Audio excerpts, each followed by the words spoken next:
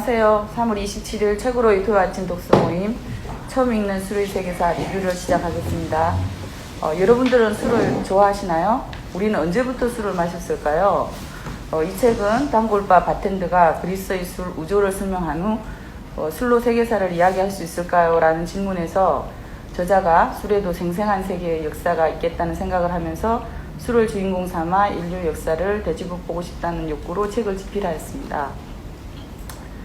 저자 마야자키 마사카즈는 고등학교 세계사 교사를 역임하였고 이후 대학 교육학부 교수를 거치며 20년을 넘게 고등학교 세계사 교과서의 편집과 집필을 담당하였으며 2007년도 퇴임 후 문화센터 등에서 활발한 강사 활동 등 역사서 저술에 힘쓰고 있습니다. 저서로는 부의 지도를 바꾼 돈의 세계사, 하룻밤에 읽는 세계사 등 세계사 관련 도서가 다수 있습니다.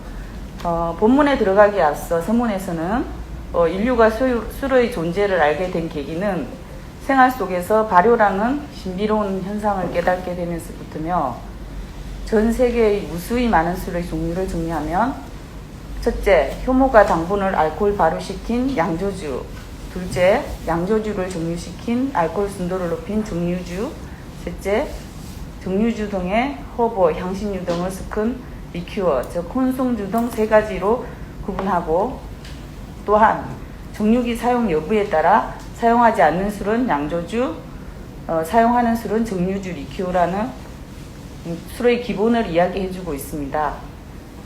이 책은 전체 6장으로 구성되어 있으며 세계사와 그대로 겹친 술 문화의 변모 과정의 흐름에 따라 기술하고 있습니다.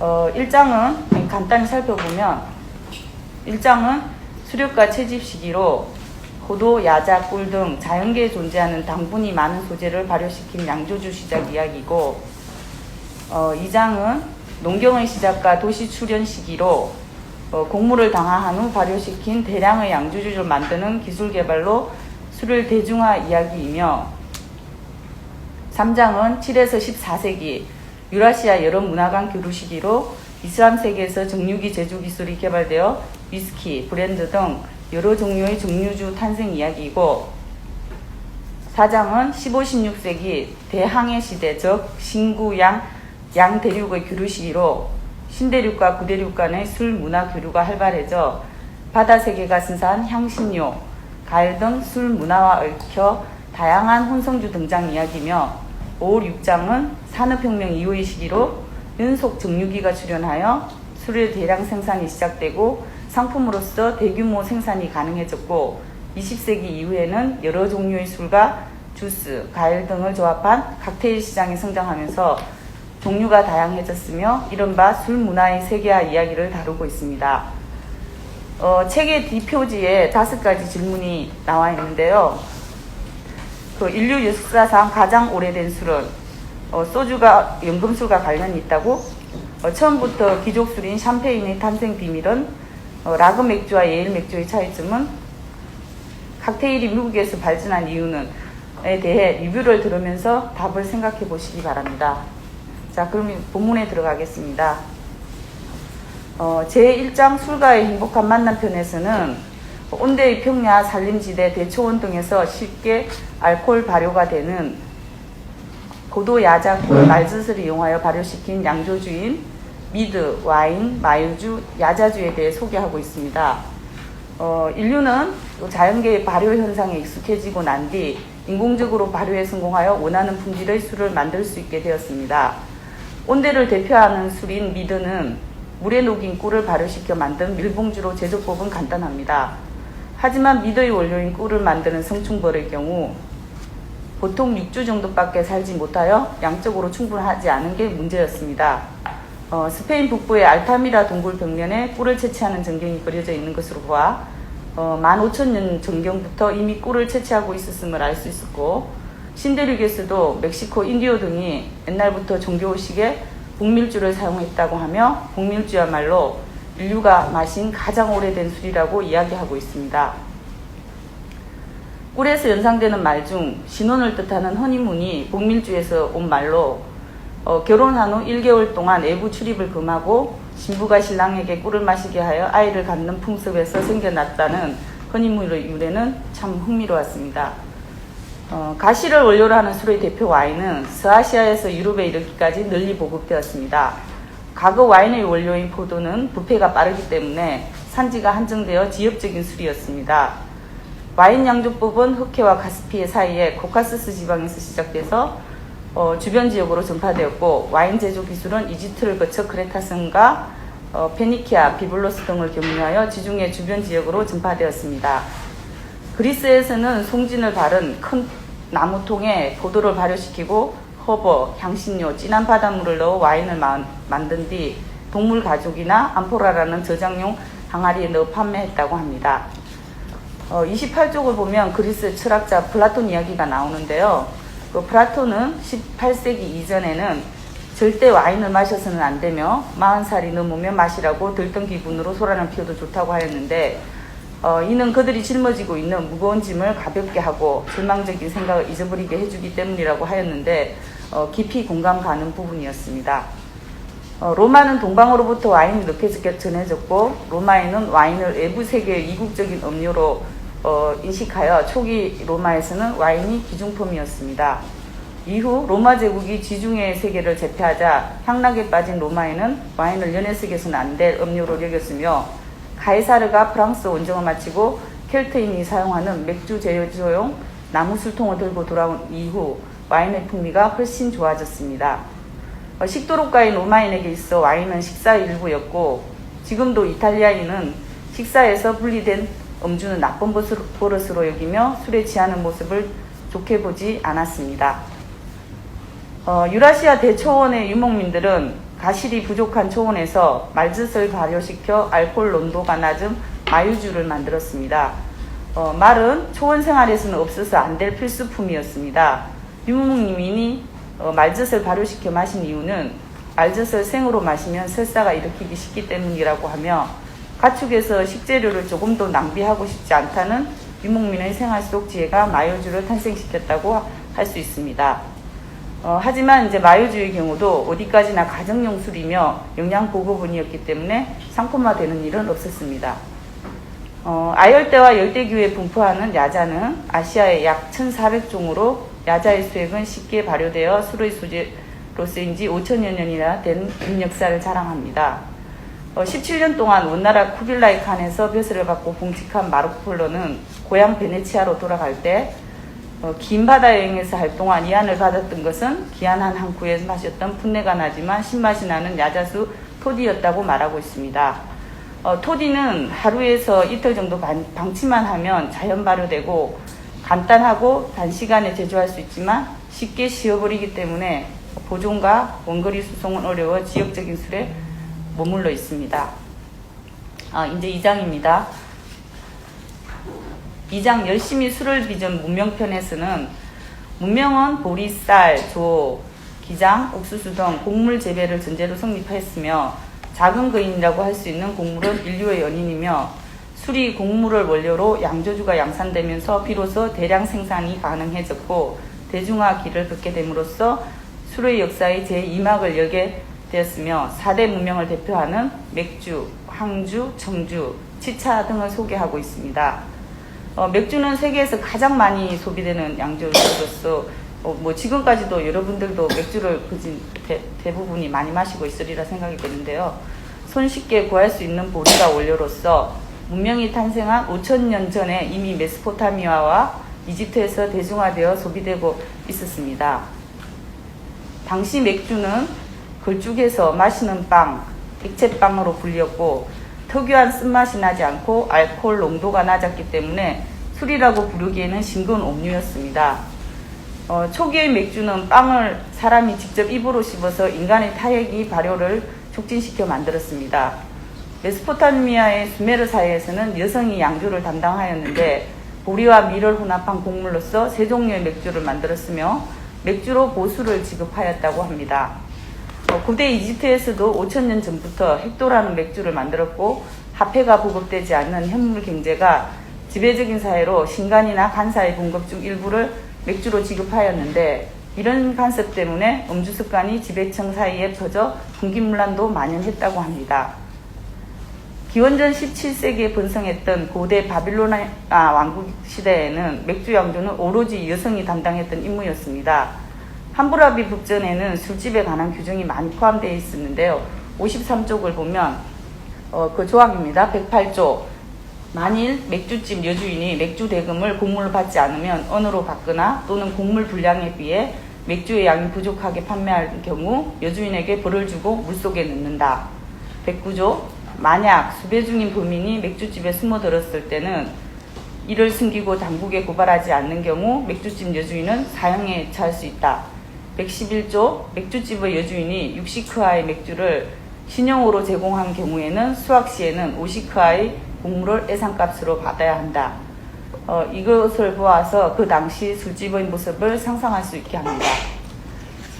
맥주는 이었고 이집트에서 그리스로 전해졌습니다.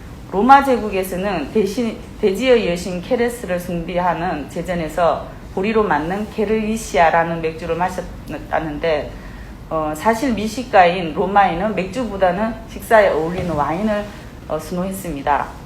그렇게 맥주 문화는 지중해를 넘어 알프스 이북으로 건너가게 되었으며 맥주 양주는 유럽의 보리 재배 지역에서 진화를 거듭했습니다.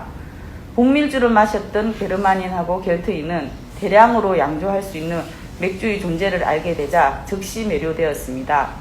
중세 유럽의 역사는 맥주를 빼고 이야기할 수 없으며 맥주 제조가 발전한 이유는 와인과 마찬가지로 수도원 때문이었습니다. 지역마다 쉽게 구할 수 있는 허브를 중심으로 맥주를 쓴맛을 내는 재료부터 말씀드리겠습니다.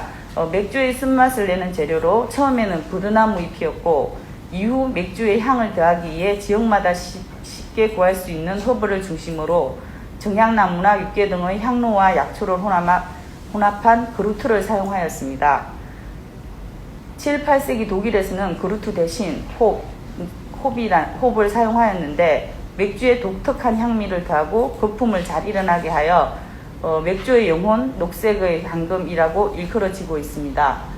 오늘날 맥주의 원형은 1516년 남독일 바이에른 공국의 비렐름 4세가 제정한 맥주 순수령에서 찾을 수 있는데요. 맥주는 보리와 홉, 물로만 제조해야 한다고 규정하고 있습니다.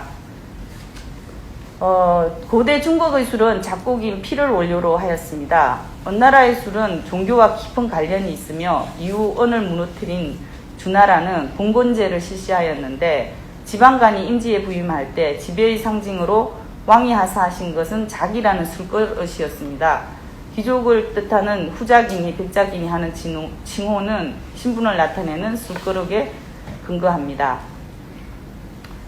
고대 중국에서도 과도한 음주는 악이라고 지탄의 대상이 되었으며 특히 사기에서 술로 욕망을 해소했던 은나라의 주왕을 철저하게 꾸짖고 있으며 그와 관련된 주지육림이라든지 포락지형 고사성의 유래를 소개하고 있습니다. 시간이 되시면 한번 읽어보시면 재밌을 것 같습니다. 전한 시대에 서방으로부터 보리가 전해졌는데요. 그 전까지는 항하 유역에서 나는 주요 곡물인 조와 기장이었습니다. 이 중에 술의 원료가 된 것은 기장이었는데 기장은 당황하지 않으면 술로 언급할 수 없기 때문에 누룩이 필요했습니다. 이제 60쪽에 보시면 이제 우리나라가 잠깐 언급이 됩니다. 누룩에 대한 설명을 하면서 조선도 이제 언급이 되고 있는데요. 술은 연해라는 엄숙한 국가 의례와 연관이 되었으며 본격하게 격식을 차리며 마셔야 했습니다. 고대 중국도 메소포타미아와 마찬가지로 공적인 의식에 사용되는 막대한 술 대부분을 여성의 손으로 양조하도록 하였습니다. 중국의 양조주에는 여러 브랜드가 있는데요. 술 색깔이 전체적으로 노란색을 띠는 특색이 있어 항주라고 총칭합니다.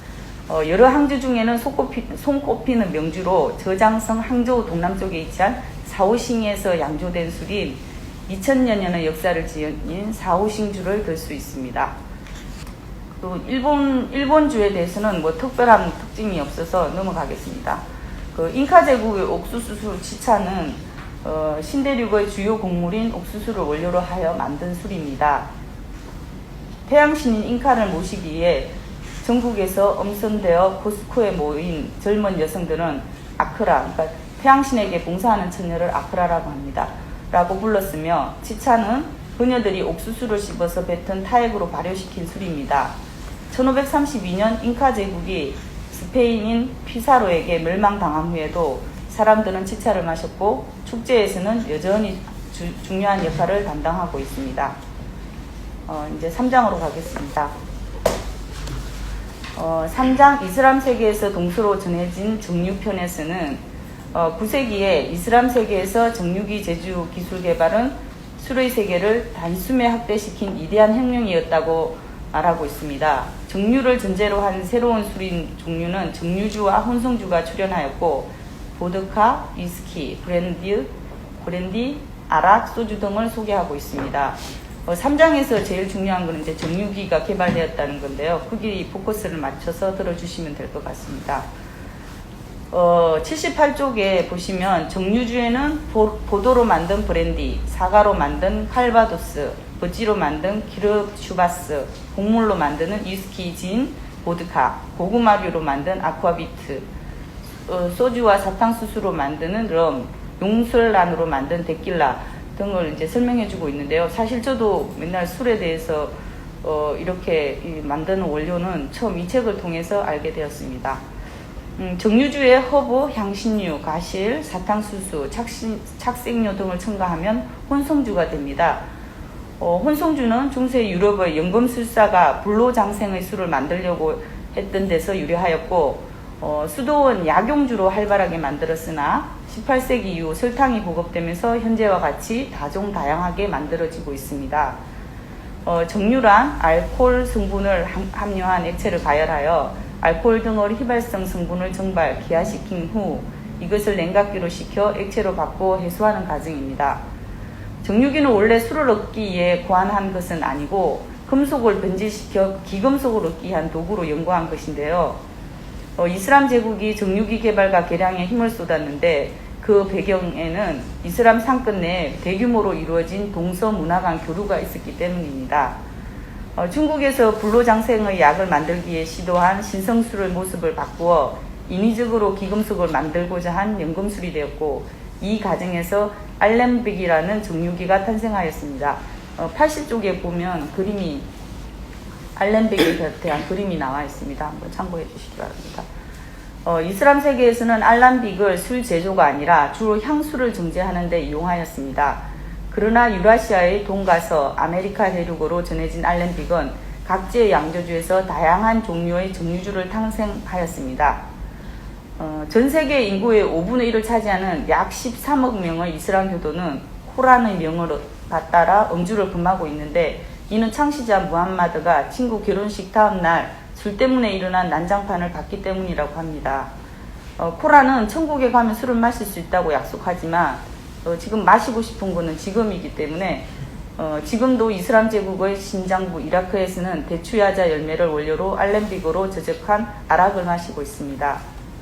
오스만 제국을 계승한 터키 공화국은 약 인구의 90% 이상이 이슬람 교도이나 당당하게 라키라는 독한 술을 마시는데 코란이 요구하는 금주는 절도가 없는 음주를 권한다는 의미일 뿐 적당한 음주는 지장이 없다는 자기적인 해석을 했기 때문입니다. 보드카는 러시아어로 물을 뜻하는 바다란 말이 변한 애칭으로 물이나 액체 자체를 의미합니다. 보드카는 알코올 도수 40에서 50도로 매우 강한 술이지만 러시아인에게는 물에 가까운 이미지인데요. 이는 원료에 대한 번거로운 규제가 없고 양질의 알코올 성분을 함유하기만 하면 인정되기 때문입니다. 그래서 원료로 보리, 밀, 감자 등 여러 가지 곡물을 사용합니다. 보드카의 역사는 긴데 러시아는 바그다드에 대량의 모피를 공급하고 있었고 카스피해와 볼가강 너머에 있는 이슬람 문명의 영향을 강하게 받았으므로 이슬람 세계로부터 볼가강을 경유하여 직접 러시아로 들어왔을 것으로 추정됩니다. 이슬람 세계에서 탄생한 정유기 알렘빅은 이집트로 전해졌고 북아프리카를 지나 이슬람교가 지배한 이베리아 반도를 거쳐 유럽으로 전해졌습니다. 유럽에서 정유기를 이용한 새로운 정유의 술인 정유수가 탄생한 계기가 참 놀라운데요. 14세기 중반에 전 유럽인을 죽음의 공포로 떨게 한 페스트의 유행이었다고 합니다. 그런 와중에 이제 불사의 영이 깃던 술인 생면술을 마시면 절대 페스트에 걸리지 않는다는 근거 없는 낭설이 유포되었는데요. 이 분위기 속에서 이제 확산되었다고 합니다. 이런 상황에서 수도원에서는 생명수에 약초를 넣은 생명을 유지하기 위한 비약을 활발하게 만들었는데 이때에 많은 리큐어가 탄생했다고 합니다. 와인을 정류한 브랜디의 별칭인 오드비나 위스키, 아쿠아비트 모두 생명수를 기원하고 있습니다. 리큐어의 시초는 고대 그리스의 의학자 히포크라테스에서 찾을 수 있는데요. 그는 약초에 와인을 녹여 마셨다고 합니다. 프랑스 왕실에 리큐어가 들어온 계기는 1533년 피렌체 그상 가트린이 이제 프랑스 왕자 앙리 2세에게 시집을 오면서부터였습니다. 결혼할 때 가트린은 많은 종복들을 데리고 왔는데요. 이 중 리큐어 장인이 있었습니다. 그래서 포플로라의 글작을 남겼다고 합니다. 이후 리큐어는 건강을 유지하고 욕망을 자극하는 술로 궁정에 퍼졌는데 루이 14세는 60살을 넘어서 쇠약해진 체력을 회복하기 위해 로솔리를 즐겨 마셨다고 합니다. 이 시기에 기부인들은 보석과 의상에 맞추어 리큐어를 선택하는 등 리큐어는 프랑스 궁전 패션과 함께 유럽 각지의 사교계로 퍼졌습니다. 현재까지도 프랑스가 세계에서 어떤가는 리큐어 대국으로 유지를 하고 있다고 합니다. 이슬람 세계에서 동방의 인도, 동남아시아, 동아시아로 이어지는 바닷길을 따라 정육이 알렘빅과 정육기술이 전해졌습니다. 오늘날 인도에서는 쌀, 당밀, 야자를 발효시킨 단식 정육기로 2번에서 3번 정류하는 아락이라는 45도에서 60도의 독한 정류주가 있습니다. 신맛이 나며 물을 넣으면 흰색으로 탁해지는데 이 술은 이슬람과 인도의 교육이 탄생한 후 두 문화의 융합성과로 볼 수 있습니다. 이 108쪽 설명드리고 있는 겁니다. 그 아랍과 소주편. 일본 정류주는 전파 경로는 여러 가지 설이 있는데 15세기 교육 상대였던 타이의 왕조로부터 리큐어로 전해졌다는 설이 유력합니다. 왜냐하면 이는 현재에도 오키나와의 소주 아와모리는 타이 쌀을 주 원료로 하여 누룩곰팡이 일종인 흑분균으로 만든 순액으로 정류한 데서 찾을 수 있습니다. 113쪽이요.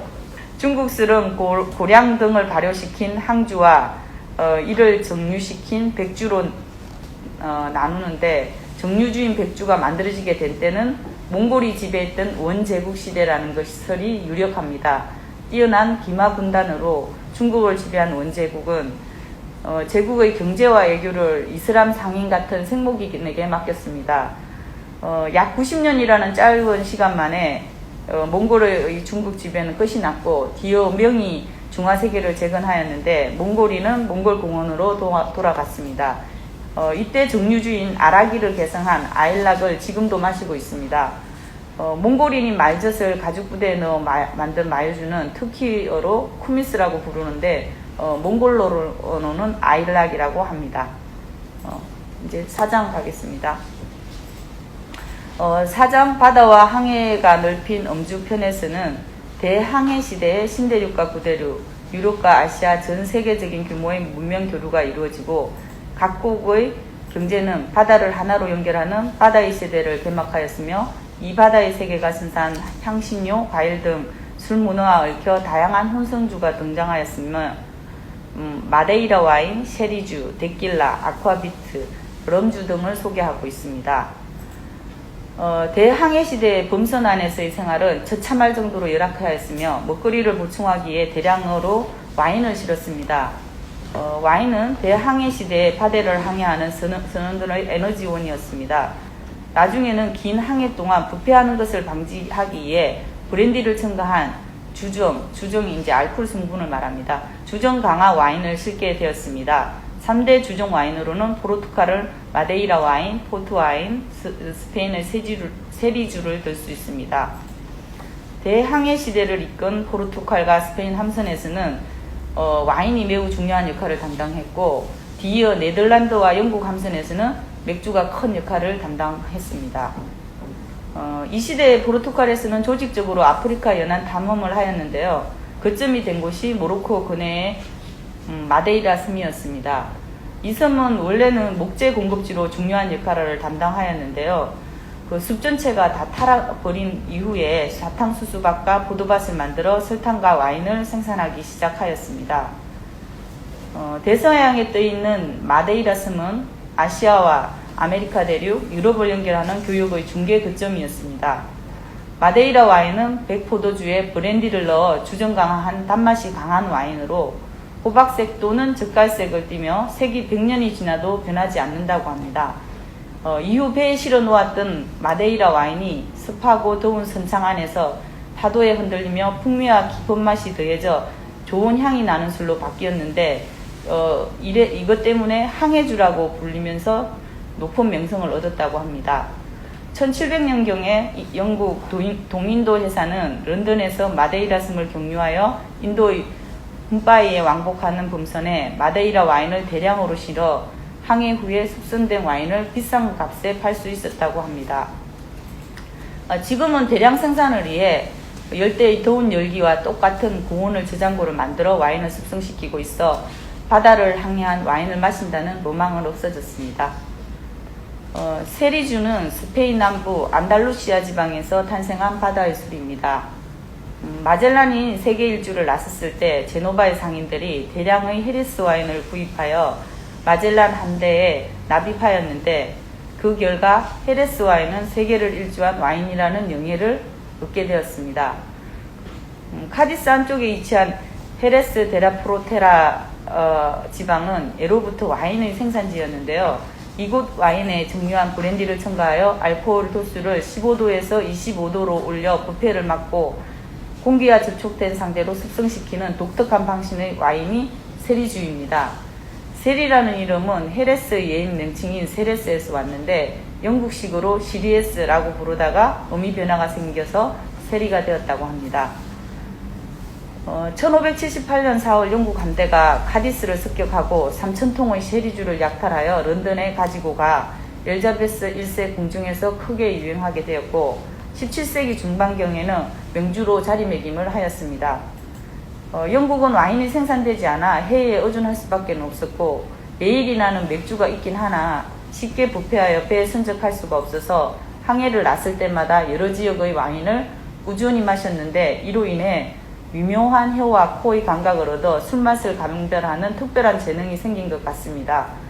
스페인의 세리주라든지 포르투갈의 포트와인은 모두 영국인이 그 가치를 발견한 술입니다. 오늘날에도 영국인은 식욕을 돋우기 위해 이한 식전주로 세리주를 즐겨 마시고 있습니다. 스페인의 코르테스가 멕시코 고원의 아스테카 왕국을 정복하였는데 이때 용설라는 일종인 마개의 수익으로 만든 술을 접하게 됩니다. 이 술은 신에게 바치는 신성한 술로 축제일 예에는 신살이 넘은 노인이나 신간 또는 전사만 마시는 것이 허락되었습니다. 멕시코의 양주주 풀케는 용설라는 액체를 모아 자연 발효시킨 음료이며 알코올 도수 5에서 6도의 미끈미끈한 술로 변질이 쉬워 일주일만 지나도 마실 수가 없습니다. 스페인 사람이 들어온 정유기로 정유한 도수 45도의 술이 데킬라입니다. 데킬라라는 명칭은 이름이 같은 마을 이름에서 따온 것입니다.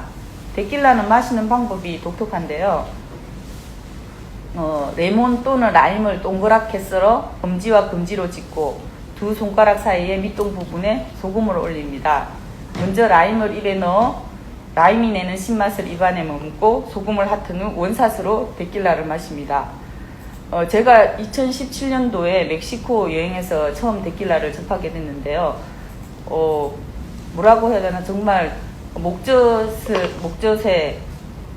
지나면서 식도가 타는 듯한 느낌이면서 머리도 어지럽지 않고 아주 좋아서 제 인생술로 생각을 하고 있는데 한국에 왔더니 너무 값이 비싸서 한 번도 마시지를 못했습니다.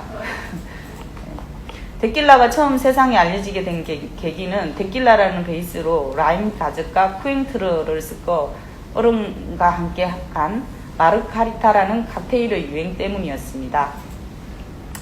138쪽입니다.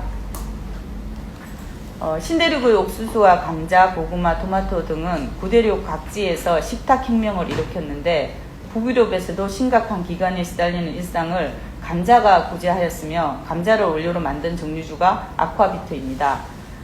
원래 아쿠아비트는 보리 등을 원료로 만들었으나 국년인 해에 정부가 술 양조를 금지하였는데 18세기에는 쌈 감자를 확보하면서 이 문제가 해결되었습니다. 구글로버의 아쿠아비트는 보드카와 같이 무색 투명하고 알코올 도수는 40에서 45도이며 식물의 씨앗이나 허브로 향미를 더하는 것이 특색입니다. 허브로 독특한 향기를 가했다는 점에서 네덜란드의 진과 같은데 진이 노간주 나무 열매를 이용하는 것과는 달리 아쿠아비트는 미나리과 향신료인 캐러웨이를 사용하는 부분이 다릅니다. 네, 146쪽입니다. 럼주는 신대륙에서 사탕수수의 폐기물 당밀로 만드는 싸구려 술이었습니다. 이 술은 대서양을 오고 가는 뱃사람의 술이자 가리브 해를 누비는 스페인 함선을 노리는 해적의 술이기도 했습니다. 처음 어떻게 럼주를 만들었는지는 확실하진 않지만 확실한 것은 18세기 유럽에 서인도 제도산 설탕이 대량으로 공급되는 설탕혁명이 일어나자 설탕을 정제한 뒤 남은 당밀을 이용하여 영국령 자메이카 섬을 중심으로 럼주를 만든 것입니다. 럼주는 노예선과 관련된 어두운 역사를 가지고 있습니다. 아프리카 서안에서 출발한 노예선이 설탕 농장에 일한 흑인 노예를 싣고 서인도 제도를 운반했고 노예를 내리고 빈 선창에 당밀을 실어 미국 뉴 잉글랜드 식민지도 이동하였습니다.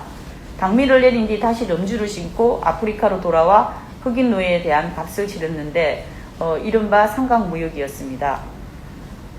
영국 해군이 수병들에게 맥주를 지급하였으나 럼주가 계열병에 효과가 있다는 점과 설탕혁명으로 저렴하다는 이유로 지급하였는데 영국 해군의 분원 제독이 수병의 건강을 생각해서 럼을 4배로 희석하여 2번에 나누어 지급하라고 명령하였는데 독한 술에 익숙한 수병들이 비난하며 분노하였습니다. 분노한 수병들이 분원이 그로그램이라고 불리는 거친 평직 외투를 입고 다니는 모습을 희화해하여 이제 낡아 빠졌다고 올드 그로고라는 별명을 붙였는데 물탄 럼은 그로고라는 술로 정착되었으며 저렴한 술을 판매하는 싸구려 술집을 그로고숍이라고 하는데 그 어원을 생각하면 참 재밌었습니다. 이제 5장으로 넘어가겠습니다. 5장 근대사회가 키운 술편에서는 산업혁명 이후 새로운 사회 시스템이 확산되고 도시화가 진행됨에 따라 술에 대한 수요도 급증하고 대량 생산이 시작되었고 국경을 넘어 대량으로 팔려가는 시대가 직면되었으며 꼬냑, 샴페인, 진, 버번 위스키 등을 소개하고 있습니다. 17세기 네덜란드는 모직물 산업과 조선업을 배경으로 상업국가로 거듭났습니다. 수도 암스테르담을 유럽 최대의 상업도시로 성장하였으며 유럽 제1의 해군국가로 군림하였고 그들이 유럽에 팔아치운 주요 상품은 주류였습니다. 맥주나 와인을 대량으로 운송하며 상품의 부패 문제와 수송의 효율성을 위하여 잘 부패하지 않는 라그 맥주를 보급하고 와인을 끓여 브랜디로 만들어 수송 효율성을 높여 대응하고 있었습니다. 18세기 영국과 프랑스에는 카리브 해역에서 생산하는 설탕의 양이 폭발적으로 증가하여 앞에서도 말씀드렸지만 이제 설탕이 대중화된 설탕혁명은 커피와 홍차에 설탕을 넣어 마시는 새로운 식탁혁명을 일으켰습니다.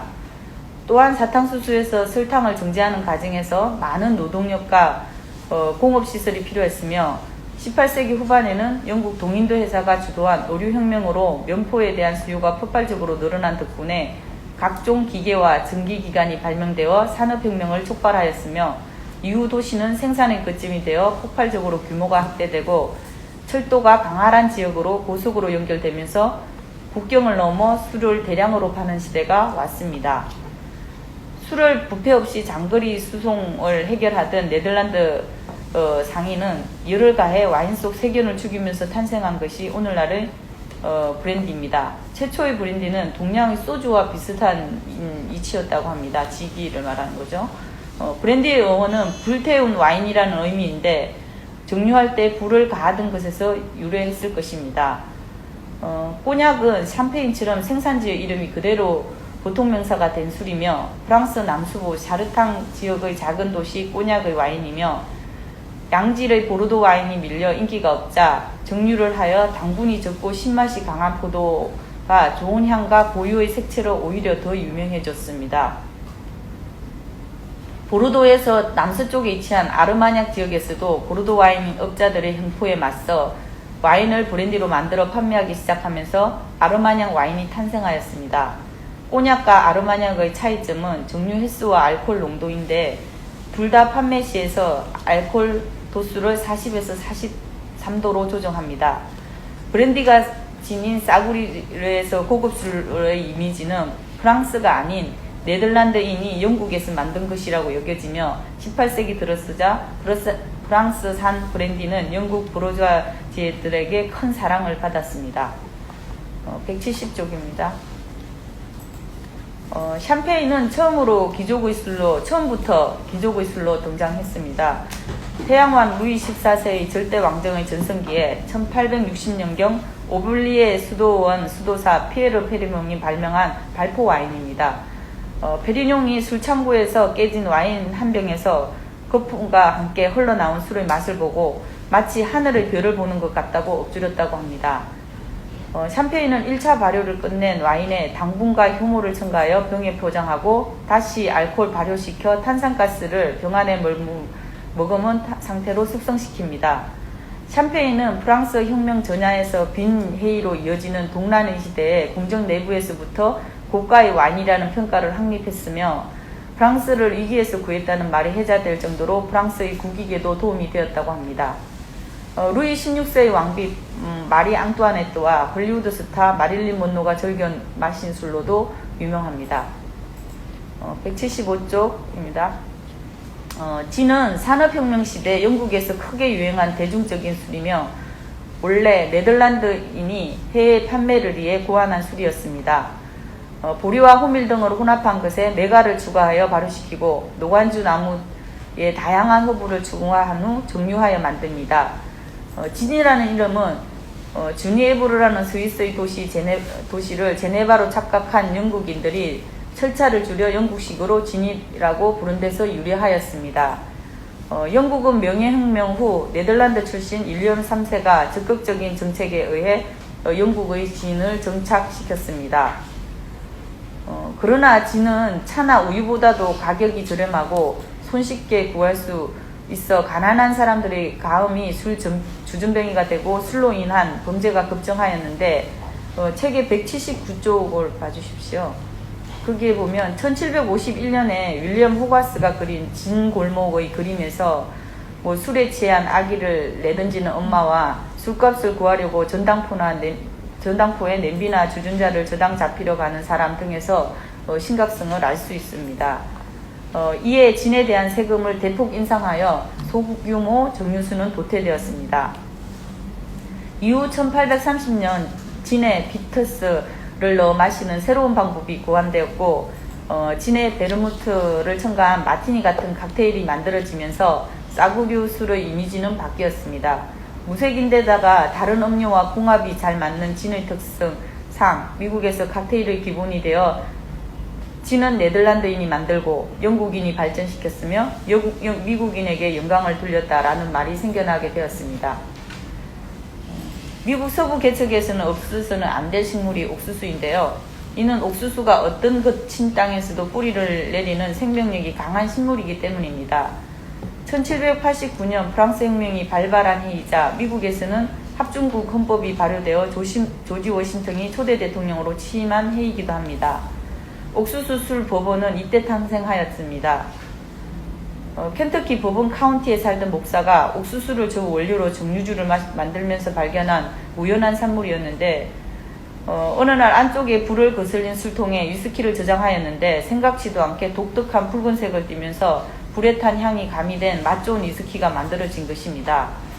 버번이라는 브랜드명은 지명에서 온 것인데 이 술이 탄생할 무렵 프랑스풍의 지명을 개척지에 붙이는 것이 유행하였습니다. 그 유래는 미국 독립전쟁을 지원하였던 프랑스의 브로봉 왕가인데 민중에 의해 타도의 대상이 된 왕가 이름을 단 위스키가 미국의 국민술로 성장하는 모습은 그야말로 아이러니컬했습니다.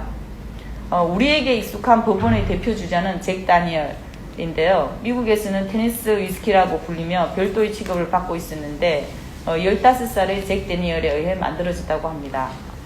19세기 후반에 프랑스인에게는 브랜디, 네덜란드인에게는 진, 아일랜드인에게는 위스키, 영국인들에게는 흑맥주가 있는데 왜 미국에는 국민적인 술이 없는가라는 인상적인 광고로 미국의 국민술이라는 지위를 차지할 수 있게 되었다고 합니다. 6장입니다. 거대한 인공 공간을 채운 술편에서는 에디슨이 백열 전구를 발명하고 낮과 같이 기나긴 밤 시간에 생기게 된 것도 술집의 급격한 증가와 깊은 관련이 있으며 인류는 제2의 낫을 탄생시켰고 술에 대한 폭발적인 수요를 새롭게 창조하여 라그 맥주, 압세트, 칵테일 문화 등을 소개하고 있습니다. 술집의 기원은 숙박시설에 있으며 도시가 발달하기 시작한 13세기경 음식 전문 선술집이 분리되었으며 네덜란드어로 방을 뜻하는 카바레에서는 지역 와인을, 영국에서 에일하우스에서는 맥주를 마실 수 있었으며 19세기 이후 퍼블릭 하우스라는 선술집, 약자로는 폼이었습니다. 17세기 오스만 제국으로부터 새로운 음료가 커피가 들어오자 카바레는 주류 중심이 되었고 카페는 커피 중심으로 취급하는 가게로 분리되었습니다. 특히 쇼를 즐길 수 있는 홀이 출연하여 카바레라고 불렸는데 유명한 물랭루저가 대표적입니다. 바는 미국 서부가 기원이며 서부 음식점에서 취객들이 술통에 술을 마음대로 접근하지 못하도록 튼튼한 가로봉을 설치한 데서 유래하였으며 1830년대에 바와 텐드, 그러니까 텐드가 감시자잖아요. 바와 텐드를 합쳐서 바텐더가 등장하였다고 합니다. 소믈리에가 다양한 와인에 정통한 전문가라면 바텐더는 칵테일 전문가입니다. 1826년 로버트 스타인이 연속성 정류기를 발명하여 단기간에 대량의 위스키를 정류할 수 있는 방법을 고안해냈고 비니어스 코페이가 이를 개량하여 연속식 정류기를 효율을 높였으며 정류 과정이 기계화되어 대량의 정류주 제조가 가능해졌습니다. 이 방법으로, 그러니까 대량으로 생산이 가능하게 된 때에 제조한 대표적인 술이 그레인 위스키인데 맛의 깊이가 얕고 향도 거의 없다는 약점을 가지고 있었습니다. 이와는 대조적으로 전통적인 방법으로는 몰트 위스키는 생산량은 적었지만 강렬한 개성과 깊은 맛이 있었습니다. 그래서 나중에는 이 두 위스키를 섞어 베티드 몰트를 만들기도 하였습니다. 술 대중화의 선두에 선 술은 전통의 맥주였습니다. 메가를 달인 물을 발효한 맥주 에일은 알코올 도수가 낮아 저장성이 없는데 이에 프랑드르 상인은 살균 효과가 있는 홉을 사용한 맥주로 눈을 돌렸습니다. 유럽 대륙이 내부에 위치한 미네는 맥주 술통을 지하에 내려 겨울에 강물이 언 얼음을 넣어 차게 보관하였는데 이렇게 일정 기간 저온으로 숙성한 맥주를 저장한 맥주라는 뜻의 라그 맥주라고 불렀습니다. 맥주가 부패하는 원인은 잡균의 번식 때문인데 이를 억제하는 방법은 두 가지가 있었습니다.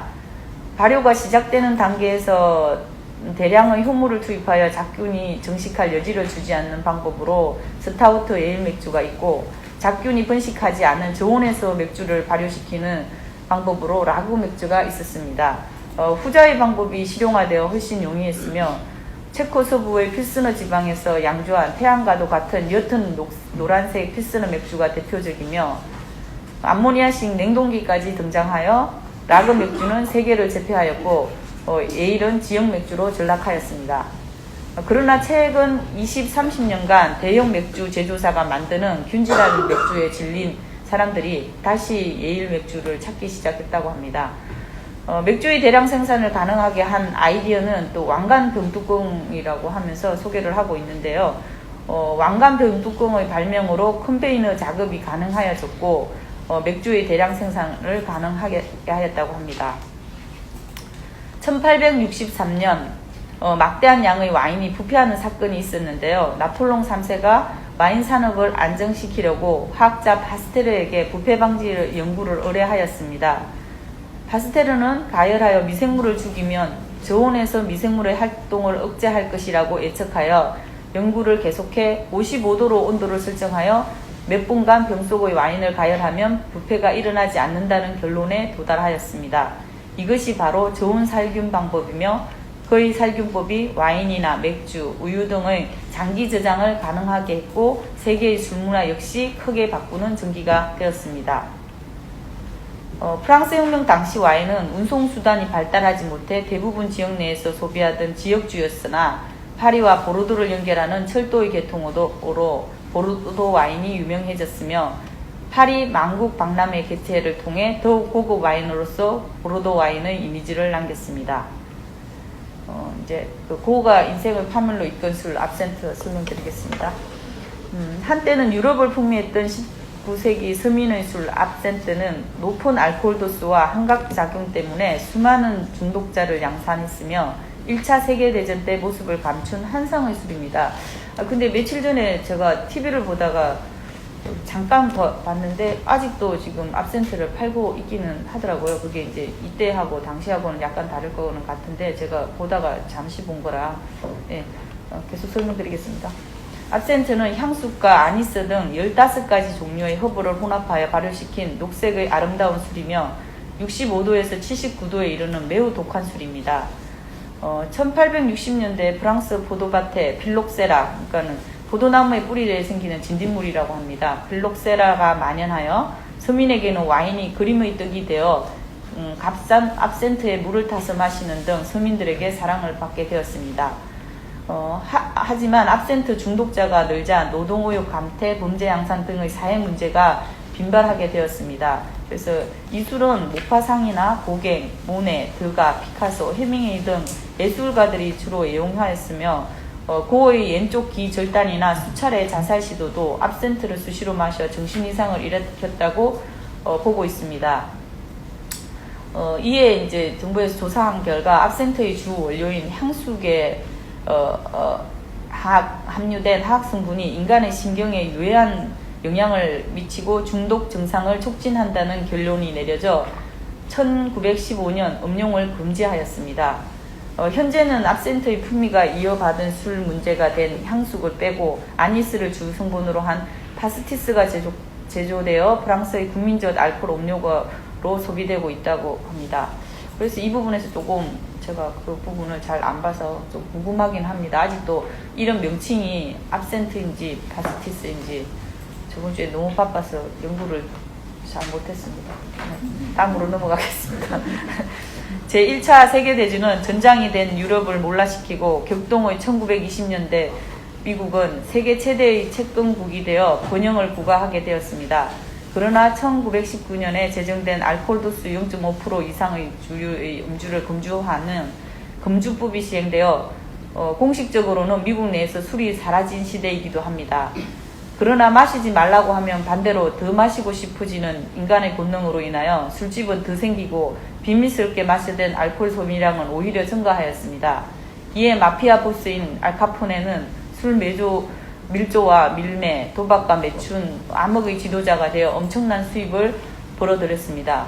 금주법은 세계공황 이후 의기소침해진 미국인의 원기를 북돋아줄 필요가 있다는 판단하에 1933년 프랭클린 루스벨트 대통령의 손으로 폐기되었습니다. 이제 이 책의 마지막 이제 칵테일 부분입니다. 저기 237쪽입니다. 칵테일은 위스키, 진, 보드카 등 알코올 도수가 높은 술에 여러 가지 다른 술이나 리큐어, 가즙, 시럽, 계란, 주스 등을 첨가하여 세이크로 교반한 밸런스를 맞춘 다양한 조합을 즐기는 술입니다. 이러한 발상은 합리적이면서 인공적인 미국의 문화적 풍토와 잘 매치됩니다. 또한 칵테일의 음주법은 새롭고 다양한 알코올 음료를 창조하여 즐거움을 안겨주지만 천천히 음미하면서 술을 맛보는 깊이 있는 음주가 어렵다는 단점이 있습니다. 위스키에 베르무트 스위트, 앙고라투스, 비트스를 혼합하여 빨간 체리를 담은 칵테일의 여왕으로 불리는 레너트는 미국인이 좋아하는 칵테일이며 진과 베르무트를 혼합한 마티니는 루즈벨트가 좋아하는 칵테일로 이와 연관되어 권력자가 선호하는 칵테일이라는 지위를 확립하고 칵테일의 왕이 되었으며 지금 전 세계에서 250가지 이상의 마티니 레시피가 있다고 합니다. 저자는 이상으로 바의 카운터 앞에 펼쳐진 술 선반에 담긴 이야기를 끝내고 있습니다. 저는 이 책을 통해서 사실 이 정리를 할 때 더 많이 정리를 했는데 이제 시간을 보다 보니까 약간 이제 좀 요약한 것도 있고 넘어간 것도 있습니다. 이제 여러분들이 또 읽으실 때는 어떤 느낌이었는지 모르겠지만 하여튼 제가 중요하다고 생각되는 부분을 말씀드렸고 일단은 이 책을 통해 즐겨 마시던 술의 세계에 대해서는 조금 더 알게 되었고요. 하지만 이제 우리나라 술의 세계에 대해서는 소개하지 않아 아쉬움이 좀 컸습니다. 그래서 나름대로 좀 저도 찾아보려고 했는데 마땅한 자료가 없어서 이번에는 안내를 못 드렸습니다. 좀 아쉬움이 큽니다. 이것으로 리뷰를 마치겠습니다.